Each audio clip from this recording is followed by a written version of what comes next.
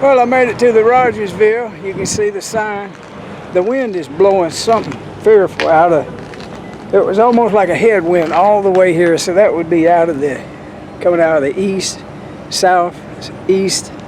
Well, look, I'm doing a deep dive on these cameras. I'd love to hear your comments about them. A lot of people seem to think they're okay. And see, so I want the numbers of the people that live in Ozark and the surrounding areas. I want their opinion. And then I'll gauge the opinion of those that don't like it and why. I'll give you one reason not to like it right now. All right, that one reason is they're programmable. In other words, if they had a list of gun owners, they would flag every gun owner and be able to tell how many guns they have and everything. If I'm wrong about that, I don't think that is the First Amendment. I think it's violating our First Amendment. They collect a database. We all know that. If it's searchable, then theoretically it'll let us know who the gun owners are.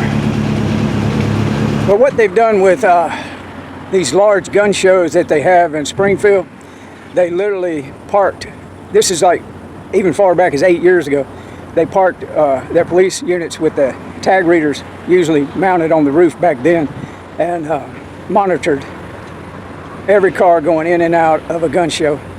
So if the thing is programmable, and we got a sheriff in Christian County, Sheriff Poe, he says that they've tried to ask him for his list of gun owners, and he's turned them down 2 or 3 times. So they don't even need to go through the sheriff of a local county to find out who the gun owners are. There's enough data already in the cloud combined with the flock information that they'll be able to know who you are, know if you're a problem for the deep state, or are you somebody to work with. Back in the day, we had a red meant you had to be eliminated. A green meant you could be re-educated. And a white you would go along with whatever they tell you to do. I'm just saying. They would put those on the mailboxes, even tested the theory out.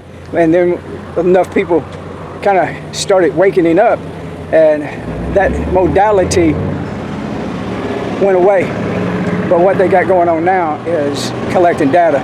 And the chief of police, Justin Arnold, he can say that they delete that every 30 days, but that's not true. He don't know that that's not true. He trusts the system. Buddy Huggins does not trust the system.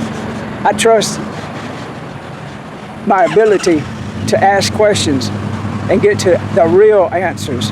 Sometimes you got to do deep dives, do research, and hours and hours of research I've done on other subjects that are all leading to this point where they keep putting a fence around us. It's a fence. All our data is being used as currency. Even you are worth more than you believe you are. They're literally selling your data. It's the real money now. It's currency. It's a deep, slippery slope. I'm gonna get to the bottom of it. So leave comments, tell me what you think about it, and let's see if we can get them taken down. The flock cameras taken down and the smart meters taken down.